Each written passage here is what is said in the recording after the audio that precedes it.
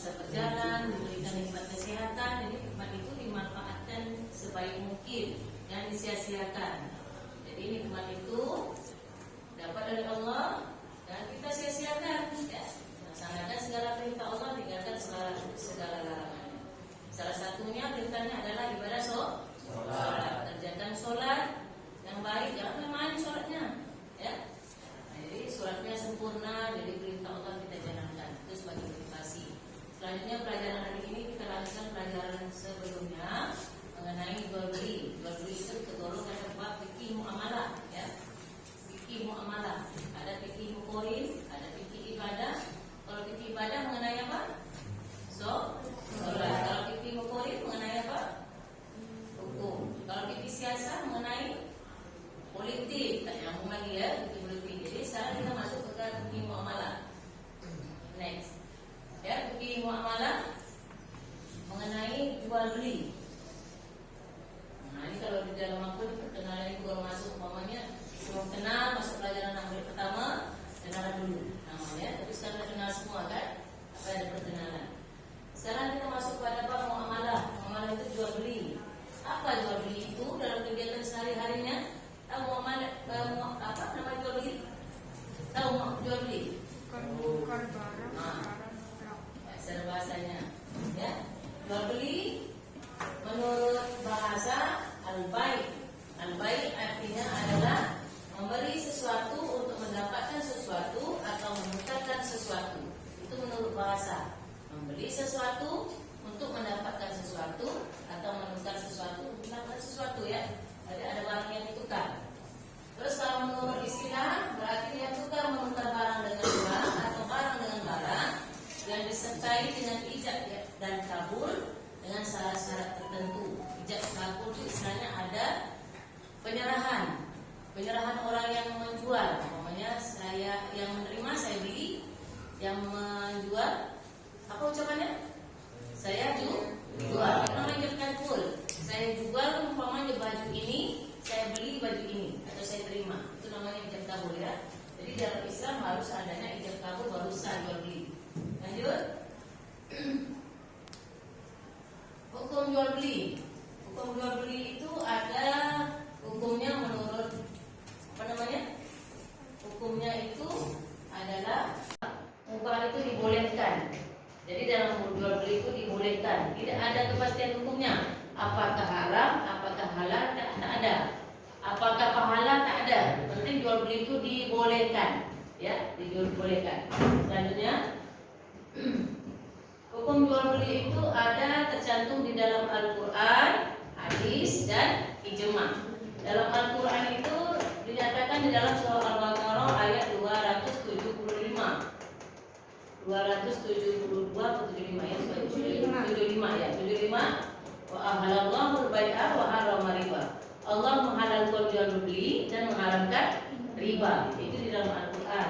Terus di dalam hadis Nabi, ya, hadis Nabi dinyatakan bahwa para sahabat ada bertanya kepada Rasulullah, macam mana apa namanya berdagang yang baik, ya. Berdagang yang baik itu adalah jual beli yang mabrur. Jual beli yang mabrur artinya jual beli yang tidak ada tipu menipu di dalamnya. Jual beli yang jujur, tidak ada tipu muslihat, ya. Itu dalam hadis Nabi. Terus ijma ulama. Kembali tadi menurut ijma ulama membolehkan juga, membolehkan jual beli. Tidak ada kepastian hukumnya, tidak ada pahala, tidak ada dosa, tak ada. Penting dibolehkan.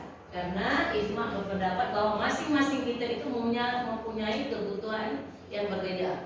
Bahwanya ibu butuhnya beras, yang kamu ada punya duit, ibu butuh duit, jadi saling tukar menukar.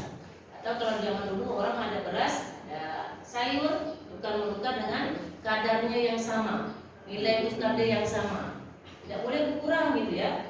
Nah, jadi harus sama kadarnya. Jadi ijma ulama sepakat jual beli itu dibolehkan karena masing-masing kita punya kebutuhan yang berbeda. Selanjutnya, rukunnya.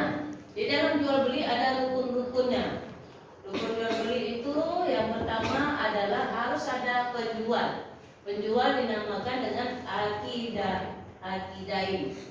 Penjual dinamakan dengan akidain, ya, akidain penjual. Sedangkan kedua ada barang yang diperjualbelikan. Kalau ada penjual tak ada barang tak jadi jual beli ya. Jadi harus ada barang. Ada pembelinya juga. Nah, ya. Terus alat tukar pengganti barang. Jadi kalau umpamanya zaman dulu kalau kita kenal IPS barter namanya tukar barang sama barang. Sekarang ada tukar barang dengan uang. Jadi ada alat tukarnya. Umpamanya beras ditukar dengan uang, gula ditukar uang. Bukan beras sama beras lagi. Karena sekarang tidak ada nilai tukarnya. Lanjut. Keempat, ucapan serah terima pada penjual dan pembeli. Nah, jadi serah terima itu tadi, ibu beli barang ini, beras ini, dan kamu menyatakan saya jual ibu, ya gitu ya. Itu namanya ijab dan kabul. Ada rukun yang ini empat itu baru sah dinyatakan jual beli. Kalau salah satunya tak ada, jual belinya tidak sah. Ya, dalam kenyataan tapi selalu di lapangan orang jarang mengucapkan ijab kabul tuh. Dia beli aja, ya. Dan beli saya beli pasti beli aja. Tak ada ijab kabul karena kadang-kadang kita perlu perhatikan seperti itu. Apa sah terjadi itu? Sah juga karena orang ada kerelaan hatinya ya. Cuma tidak dilapaskan ijab kabul itu. Ya. Baiknya harus diucapkan. Lanjut. Itu duitnya tadi ya. Terus syarat jual beli. Ada syarat jual belinya. Pertama sekali syarat penjual dan syarat pembeli. Ada penjualnya, ada pembelinya. Jadi ada syaratnya dua-dua. Yang syarat penjualnya harus ada, pembelinya harus ada syaratnya. Contohnya salah satu penjualnya harus ada barangnya, ya. Barangnya harus ada. Jangan ada jual-jual ini barang tak nampak, harus nampak oleh mata kita. Nah, pembelinya tuh agregat tukarnya harus nampak, bukan umpamanya pakai nanti saya lewat ATM ya, gitu deh. Nah, nanti kan tak jelas ya uangnya seberapa. Jadi harus nampak syaratnya penjual dan pembeli itu harus ada barang dan alat tukarnya. Terus syarat barang yang dijual belikan. Barang yang dijual belikan ini harus jelas barangnya. Tidak boleh remang-remang. Umpamanya nanti jual sayur, diungguk-ungguk yang bagusnya cantik, yang atas, yang bawahnya busuk-busuk. Ah, itu tak boleh. Yang atasnya bagus, bawahnya harus bagus jelas. Kalau tak jelas, umpamanya ada busuk bercampur disebutkan. Ini barangnya pertama bagus nih Pak. Ini ada di dalamnya ada yang busuk-busuk. Kira-kira saya jual segini setuju atau tidak? Kalau tak mau jangan dipaksakan. Nah, ya harus jelas. Jangan diremang-remang. Karena berdosa kita menipu orang lain. Lanjut. Adanya alat tukar. Alat tukar itu tadi berupa uang. Nah, uang. Jadi ada duit untuk membayar barang yang kita beli. Selanjutnya ada ijab dan kabul terakhir. Ada persetujuan jual beli. Ada ijabnya, ada kabulnya, ya. Terus macam-macam jual beli. Jual beli itu ada macam-macamnya, ya. Ada jual beli secara sah, ada yang jual beli yang terlarang. Menjelaskan jual beli yang secara sah dulu. Jual beli yang sah itu jual beli yang dibolehkan karena memenuhi rukun dan syarat jual beli. Sebagaimana yang dijelaskan di dalam fikih Islam. Jadi ada rukun dan syarat yang tertera di atas tadi harus dipenuhi dulu. Jadi maka itu jual belinya baru dikatakan sah. Yang tadi ya, ada penjual, ada pembeli, ada barang, ada alat tukarnya. Terus ada jual beli yang terlarang. Jadi jual beli ada yang disahkan, ada yang terlarang. Ya. Yang terlarang ini jangan kita lakukan, maka itu dilarang. Ya. Kalau dilakukan berarti kita berdosa, menipu orang lain. Pertama jual beli sistem ijon. Ijon itu jual beli yang tidak jelas barangnya. Umpamanya masih di atas pokok buahnya, buah mangganya di atas pokok, masih berbunga-bunga baru buah mangga dia. Dari borong orang ini, saya pesan saya beli sekian. Jual beli yang seperti ini tidak dibolehkan, karena bisa jadi bunga yang tumbuh itu bisa jadi gugur, bisa jadi tak jadi buah ya. Sementara dia dah beli. Jadi jual beli itu harus jelas barangnya, dah buah dulu, dah masak dulu umpamanya barangnya, baru tentukan jual belinya berapa kilo nanti kalau tahu kita nampak. Jadi tidak boleh dibelikan dulu tanpa nampak barangnya jelas. Itu dimaksud jual beli ijon. Terus jual beli sperma hewan. Sperma hewan umpamanya kambing nak dikawankan dengan kambing yang lain itu tak boleh karena kadarnya tak tahu kita. Sebanyak mana kadarnya? Sekilo kah, setengah kilo kah, seperempat. Jadi dilarang jual beli sperma hewan nih. Ya. Jadi sekarang kan banyak orang jual beli macam-macam, jangan kan hewan. Sperma orang pun dijual ya. Nah itu dah dilarang. Tak boleh ya dalam Al-Quran dilarang. Jual beli sperma hewan. Terus jual beli barang yang belum dimiliki, barangnya belum ada di tangan orang, pesan. Nah, ya baru pesan. Jadi tak boleh. Barangnya harus nampak dulu. Umpama nak beli kacamata, kacamatanya nampak. Jadi belum dimiliki dia. Umpamanya saya nak jual kacamata, baru kacamatanya belum nampak oleh kita. Dia baru nak ambil ke sana ya. Itu itu tak boleh, harus nampak dulu barangnya. Terus jual beli barang yang haram. Jual beli barang yang haram itu seperti apa? Apa yang barang haram? Sabu. Terus koma, minuman keras. Terus bab satu, babi. Nah, bangkai yang yang diharamkan itu jangan dijual belikan. Udah jelas sabu itu dilarang, haram hukumnya. Ada orang menjual sabu juga ya. Dia orang Islam tuh. Berarti dia berdosa selamanya ya. Jual beli yang haram itu dilarang. Terus jual beli anak binatang dalam kandungan induknya. Nah ya. Jual beli binatang dalam kandungan induknya. Umpamanya kerbau. Kerbau itu udah hamil, mengandung ya. Mengandung perutnya belum lahir, dalam perut dia belum lahir. Kira-kira dia dah beli dulu, nanti saya beli anak dalam kandungan itu ya. Tak boleh, karena belum jelas, bisa jadi nanti dilahirkan kambingnya mati atau kerbaunya mati ya, jadi tak jadi. Jadi tak boleh dibeli dulu sebelum dilahirkan. Terus jual beli barang yang belum jelas. Nah, sama dengan yang belum jelas, ini belum dimiliki orang yang menjual, itu barangnya belum jelas, tak nampak oleh mata kita. Dah ya. Terus jual beli yang sah tetapi dilarang. Yang tadi udah jelas semua tadi itu. Ada bertanya? Ada bertanya? Hah? Bertanya tak? Ada, jelas. Tadi memikir saya jawab pertanyaan, jangan terjawab ya. Nah, terus jual beli yang terlarang. Jual beli yang sah tapi dilarang agama. Kok jual beli dia sah tapi dilarang agama ya? Apa maksudnya nih Bu? Jual beli yang sah dan dilarang agama seperti jual beli pada saat buka sholat Jumat. Jadi maka tuh orang waktu dengar azan orang dah berhenti tutup kedainya. Pada sholat Jumat orang khutbah tuh terutama tuh tak boleh kita ada jual beli, ya. Jadi sah nama jual beli itu tapi dilarang. Sebaiknya jangan kita lakukan jual beli dulu ya. Selesaikan itu bagi yang laki-laki. Kalau perempuan ada tak apa, kalau udah butuh mendesak kan. Kalau perempuan ada jual mendesak harus apa? Biasanya orang kalau laki-laki jaga kedai dia dah tutup, dia akan paham ya, akan melakukan jual beli ya, kalau orang yang betul-betul ngerti ya. Terus jual beli dengan cara menghadang di jalan sebelum sampai di pasar. Umpamanya ibu bawa sayur dari kebun, mau tahu orang nak beli menghadang dulu tengah jalan. Bu saya beli bu, jual beli seperti itu tak boleh. Kenapa? Apa yang tahu kenapa? Kenapa? Ibu dah bawa barang ni dari rumah, dihadang orang. Saya beli bu, harga sekian. Kenapa dilarang? Ada paham? Ada yang tahu? Tak tahu? Tak tahu? Nah, karena takut terjadi harga pasar di saat itu waktu sampai ke pasar naik. Kalau dihadang di tengah jalan, harga itu nanti dibeli murah seperti harga semalam. Pokoknya murah harga 5.000 1 kilo. Masih harga semalam kok 5.000 1 kilo. Tahu-tahu di pasar orang barang dan naik. Nah, jadi menghadang orang penjual di tengah jalan itu tak boleh. Sampaikan ke pasar, baru tahu harga pasarnya. Jadi jangan kita cari keuntungan dalam kesempitan orang. Ini baru sampai ke pasar kita beli dulu nih, biar nanti orang ini kan tak tahu harga pasar. Berarti kita dah ngerti. Nah, itu dilarang dalam agama ya. Jadi sampaikan ke pasar dulu, tahu harga pasar baru dijual. Karena harga murah atau menawar terserah ya. Terus jual beli dengan niat menimbun barang. Nah, menimbun barang tahu? Tahu menimbun barang? Tak tahu semua? Tahu tak menimbun barang? Oh, tahu. Menyimpan-nyimpan, onggok-onggok kalau kata kita. Berarti barangnya beli banyak-banyak disimpan dulu. Dengan niat apa tuh berarti?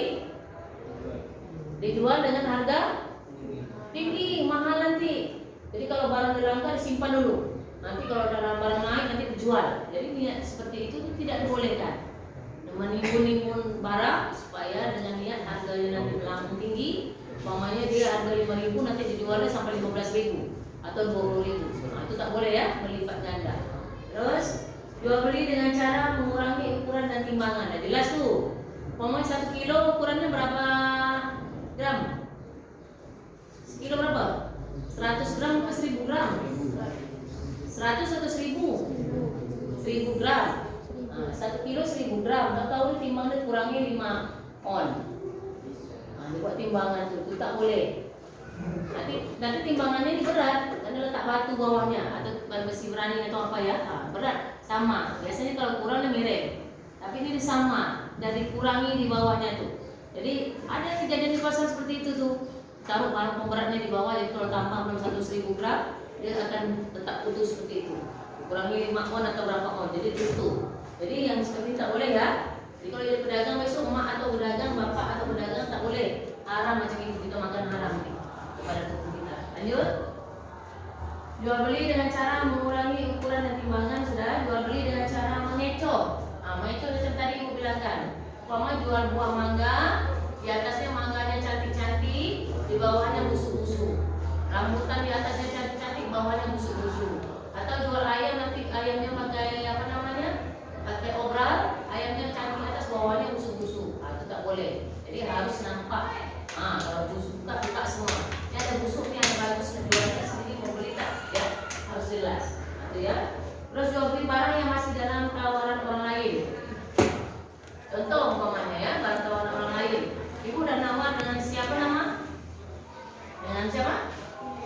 Indah.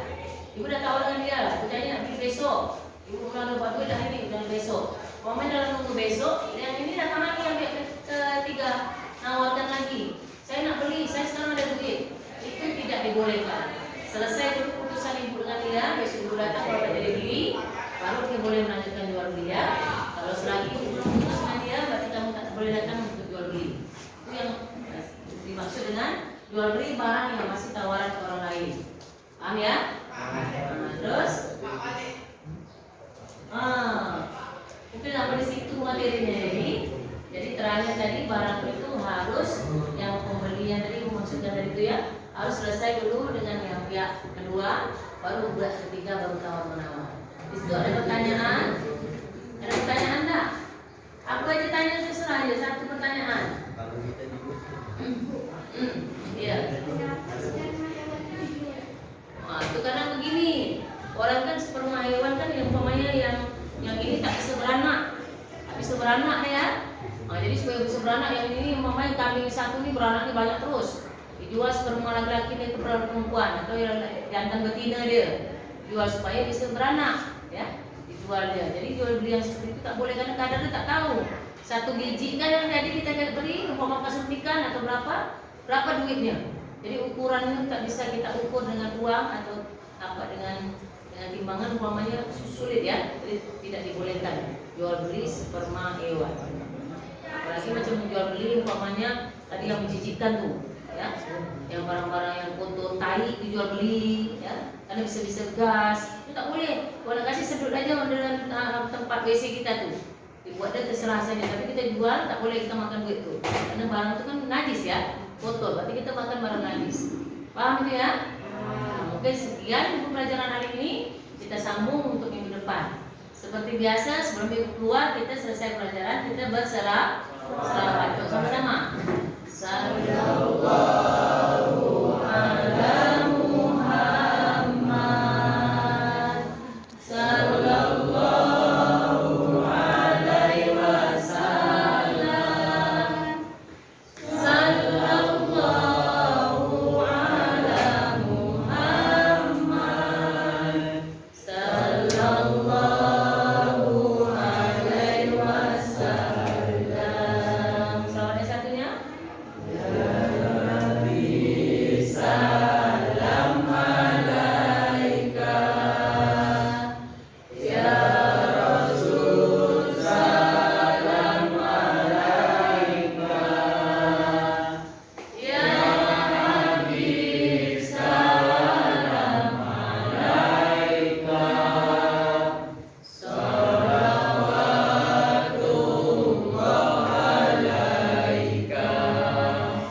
Allahumma sholli ala Sayyidina Muhammad wa ala ali Sayyidina Muhammad. Kurang mohon maaf, semoga pelajaran hari ini kita dapat diridhoi Allah Subhanahu wa taala.